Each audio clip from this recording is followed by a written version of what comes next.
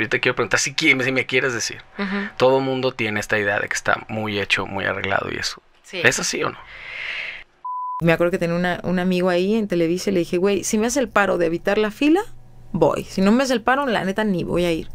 Y me dijo, llega a tal hora y te meto por atrás. Y yo, va.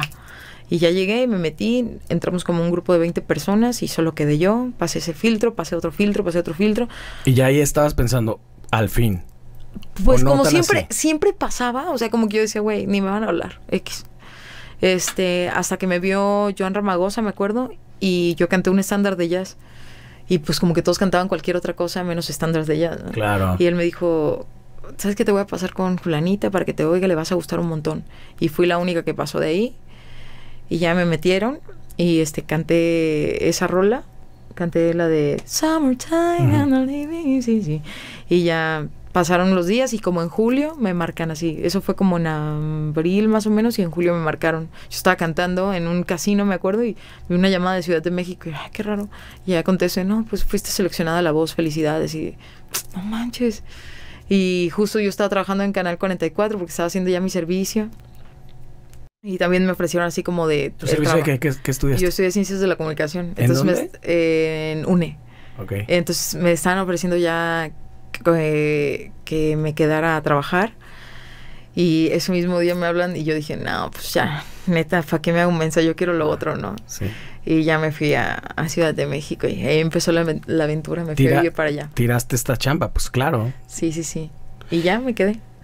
Pero bien loco, porque yo ni siquiera me imaginaba como en la onda de, o sea, a ver si paso audiciones. Como que yo tenía la certeza ya, así decía, ¿cómo me voy a vestir para cuando salimos en el pianito que estás con el coach? Así yo ya visualizándome muy adelante, más ¿no? adelante, claro. Sí, ya la final, tú. Sí, yo ya iba bien visualizada, decretado, así de que iba a ir hasta allá, ¿no? Y sí, me fue bastante bien, la verdad. O sea, llegué avancé bastante, ¿no? Pero obviamente todavía llegabas a Ciudad de México y te hacían otro casting, o sea, no... Fueron como varias etapas, o sea, ya para salir a tele. De hecho, un día antes hacían como un tipo de que el ensayo general y solo estaban los productores, ni siquiera estaban los coaches, y ellos te ponían como una letra. Eso ya me vine a enterar yo después, ¿no? Porque me lo platicó un chavo que es de contenidos que o sea, generaba todos los contenidos y que él me dijo, bueno, es que esto pasa, o sea, pasas, te escuchaban y te ponían A, B, C o D. Y A era que tenía todas las cualidades para estar en programa. B es que tenía todas excepto una. C era que tenía 2 y 2 no. Y D era como que pues nomás de relleno, ¿no? Dice, normalmente cuando era SAT se volteaban los 4 y así sucesivamente, ¿no? Pero eso lo saben eso yo los no lo coaches, supe. ¿no? Los coaches. Eso sí, a los coaches les daban la lista. Ya están un poquito como que con la onda de que, bueno, este es bueno. Ajá.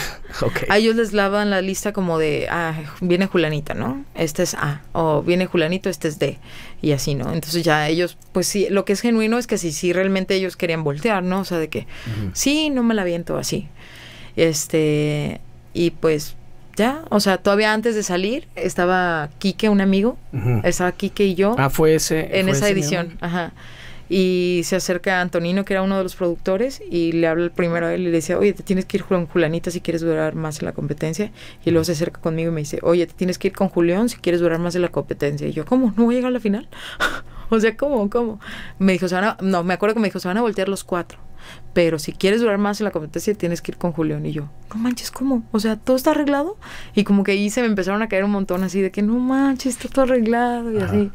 Y pues bueno, ya empiezas a ver que está la Julanita de tal, hija de tal, y pues sí, muchos ahí que ya traen conectes, ¿no? No es difícil verlo desde lejos. Yo vi algunas ediciones, esa te voy a confesar que no la vi, o no me acuerdo, pero no es difícil como que intuir, porque a veces ves, o sea, listo, yo siempre he dicho, por favor, ves a cantar a uno y a otro y dices, ya está, el concurso se podría acabar ahorita, ¿para qué hacen tanto pedo? Obviamente hacen pedo porque pues obviamente venden, ¿no? Pero sí es lógico que cuando alguien está durando mucho, que dices, no, trae un paro, ¿no?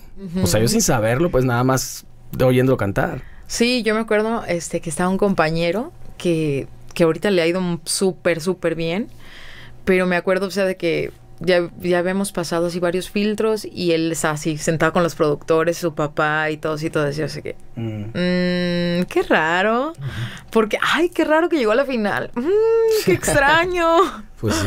Pero pues bueno, al final de su programa hay millones de pesos de por medio y ni modo que no saquen provecho también las televisoras de un proyecto que ellos tienen, ¿no? O sea, ellos saben. Tengo muchísimos amigos que han estado ahí y de cada quien escucho cosas diferentes, ¿eh? Nunca había tenido a nadie en este proyecto que me platicara de eso. Pero yo te quiero preguntar si me quieres decir. Todo mundo tiene esta idea de que está muy hecho, muy arreglado y eso. Sí. ¿Es así o no? Yo siento que sí, pero pasó algo extraño porque yo me acuerdo que en esa edición el que ganó se llama Guido, que también vive aquí en Guadalajara. Y entonces ese fue el primero, ¿fue la primera voz? No, fue la 4. La 4. Pero siento que fue de las más vistas. Sí, Guido yo lo conocía en la ULM, él cantaba ópera y toca el piano, ¿no? Ajá. Sí, claro. Sí. Él ganó en esa edición, pero yo me acuerdo que el que estaba más fuerte y despuntando era Jonathan Becerra. Y todo mundo sabía que él iba a ganar porque traía el apoyo y porque él cantaba banda y así. Y me acuerdo que o sea, haz de cuenta que pasaba algo muy raro. Que era que después de que grababas, ciertas personas las llevaban a regrabar su voz. O sea, tú grababas tu participación y si cantabas bien feo, pero eras favorito de la producción, te iban a pasar o si cantaras espantoso. Entonces me tocó ver varios compañeros que llegaban al hotel por ellos y se los llevaban para regrabar su voz. Entonces cuando yo salgo, que ya fue antes de los playoffs, que fueron como 3 semanas antes de la final, una chava que también estaba en la voz, que era muy amiga de Joan Ramagosa, le marcó a Joan y le dijo, oye, te desafinaste terrible, esto va a salir al aire, pero si tú quieres venir a regrabar, puedes venir a hacerlo aquí al estudio. Entonces yo por eso me enteré, ¿no? Porque yo estaba viviendo con ella y entonces me lleva y pues yo le dije a Joan, no, pues ya me sacaron. Y me dijo, ¿quieres regrabar algo? Y me puso mi participación y le dije, no, la verdad no, o sea, siento que lo hice bastante bien, gracias. Pero, o sea, sí había gente que cantaba así espantoso y que como eran favoritos de producción, los llevaban a regrabar para que se escuchara súper pro en tele y la gente no fuera como de no manches porque quedó ella y cantó bien feo. Sí. Y pues así, eso sí supe, o sea, sí hay muchos trucos, o sea, obviamente es lo que te digo, o sea, no van a arriesgarse también a... Claro. Pues obviamente es un show finalmente. Sí. Y una de las cosas que a mí también me sacó mucho de onda, no sé si en esa edición, alguna que vi, había presentaciones donde estaba claramente autotuneado. Sí, no manches, sí. Pero, ¿cuál es el proceso? Si ahí lo estaban escuchando los coaches sin autotune y es luego, que son favoritos. Y luego lo cambiaban lo editaban para en vivo. Es que te voy a decir una cosa, tele. Y esto se me quedó bien grabado, que una vez fuimos y lo que decían ellos de que es que puedes cantar como un ángel, si tú quieres, pero si eres gris banqueta no sirves para tele. Así de simple. Y hay gente que neta canta medianamente, pero tiene un flow en cámara y te cae y te atrapa y te puedes acordar de su nombre, pero no te puedes acordar del nombre del que canta bien bonito. Ay, este güey que cantaba bien chido, ¿cómo se llama? Y la neta sí, para tele tienes que tener pues esa chispa que se ocupa en tele, o sea, no puedes, o sea, puede ser alguien así virtuosísimo con la voz y así, pero neta si eres gris banqueta no va a pasar, o sea. Pero no solo eso, ¿no? Digo, tú no eres gris banqueta porque no ganaste. Yo siento que yo no soy gris banqueta, pero hay gente que no es gris banqueta y que aparte pues trae conectes y que aparte trae el varo. No es lo único. Ajá. ¿No? Sí, claro. O sea, son varios factores. Sí, definitivamente sí. Porque incluso también de varios ganadores de ese concurso, yo no sé si han hecho gran cosa. No, es que ¿sabes qué? Una vez vi una entrevista de Mon Laferte que me gustó un montón, que ella decía así como de, ¿sabes qué? Ese no es el camino. Porque yo también estuve en concursos y ese no es el camino. El camino es hacer tu propia música y seguir. Y si no pasa nada, hacer más y hacer más y hacer más. Y un chavo de Trocker también me lo dijo así. Me dijo, o sea, me dice, es que lo que tú tienes que hacer es seguir haciendo música. Dice, si no pasa nada con la primera, no pasa nada. Si no pasa nada con el segundo, no pasa nada. Si no pasa nada, van a empezar a salir cositas poco a poco. Estás reafirmando quién eres. Y él me decía así como de, ¿sabes cuánto tiempo pasó para que realmente a nosotros nos pasara algo chido? Como después de 7 años de hacer música juntos.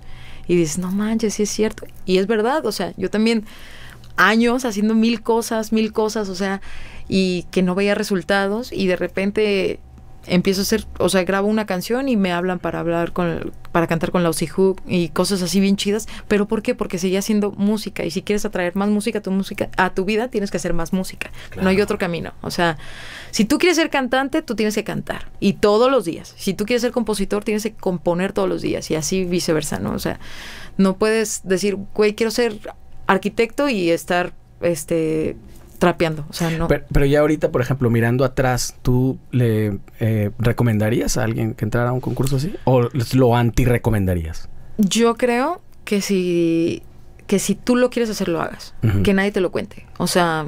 ¿Qué es lo que te pasó a ti? Ajá. Tal cual. Sí. A mí, la verdad, te voy a decir algo. O sea, a lo mejor yo no gané el primer lugar, ¿no? Pero gané amigos que son mis amigos todavía a la fecha, y que gracias a ellos he hecho más música. Estuve en otro concurso en Estados Unidos, y gracias a ese concurso grabé un EP en Tallahassee, Florida, con puros jazzistas. Y, o sea, dices, no manches, si no hubiera ido a ese concurso, no hubiera conectado con esa persona, y esa persona no me hubiera conectado con esta persona, y no hubiera hecho esa gira que hice, porque después me fui de gira con ellos, con su banda. O sea, que fue una experiencia que, o sea, ¿qué te cuento? O sea, tocar con pura gente, pues ni hablaban español, yo no sé, o sea, neta estuvo de las mejores experiencias de mi vida. Yo creo que sí fue eso, y fue gracias a ir a concursos. O sea, es que al final es lo que te digo, si quieres hacer algo en la vida, tienes que tirarle ahí, y no hay de otra.